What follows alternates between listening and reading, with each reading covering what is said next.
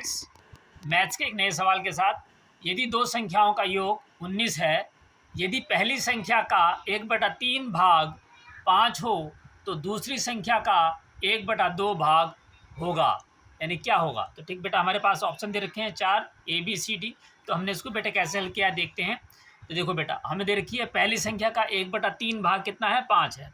तो हम लिखेंगे पहली संख्या का मतलब होता है बेटा गुणा 1/3।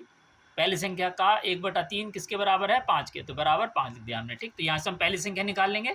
तो 3 की किस में गुणा कर देंगे हम, 5 में, क्रॉस मल्टीप्लाई हो जाएगी, 3 पंजे 15। तो पहली संख्या गुणा 1 यानी कि पहली संख्या ही आ गई। तो पहली संख्या कितनी आ गई हमारे पास, 15। ठीक, अब हम दो संख्याओं का योग कितना दे रखा है, 19। तो हम उसको करेंगे पहली संख्या प्लस दूसरी संख्या बराबर कितना, 19। ठीक, और पहली संख्या की वैल्यू हमारी क्या आई, 15। तो हमने 15 लिख दिया, प्लस दूसरी संख्या निकालनी है बराबर 19। ठीक, जिस संख्या का वैल्यू निकालनी होती है उसको हम यहीं छोड़ देंगे और 15 को हम उधर ले जाएंगे तो उसके चिन्ह बदल जाएंगे। 15 यहाँ प्लस का है तो इधर आकर के चिन्ह का हो गया बेटा माइनस का। तो 19 में से 15 माइनस कर दिया तो कितना आ गया, 4। तो दूसरी संख्या हमारे पास कितनी आ गई, 4। क्या हमें दूसरी संख्या निकालनी थी क्या, नहीं, हमें दूसरी संख्या का 1/2 भाग करना था, यानी उसका आधा। तो दूसरी संख्या 4 आ गई तो उसका आधा कितना हो जाएगा, 2। तो उसको निकाल लेंगे बेटा हम।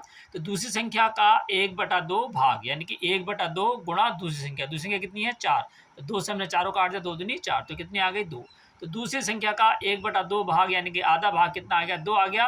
तो हमारे पास कौन सा ऑप्शन सही है, बी ऑप्शन सही है बेटा। तो ये हमने ऐसे किया। अब ऐसे एक क्वेश्चन हमने यहाँ दिया हुआ है बेटा, इसको आपको अपने आप करना है। यदि दो संख्याओं का योग 30 है, यदि पहली संख्या का 1/4 भाग 6 हो तो दूसरी संख्या का 1/3 भाग होगा, क्या होगा। तो हमें ऑप्शन दे रखे हैं 4, A3, B4, C2 और D है 5। तो आपको करके दिखाना बेटा कौन सा आंसर इसका सही होगा। ठीक है, बाकी ऐसी ही वीडियो के साथ नेक्स्ट टाइम में फिर मिलेंगे। ओके।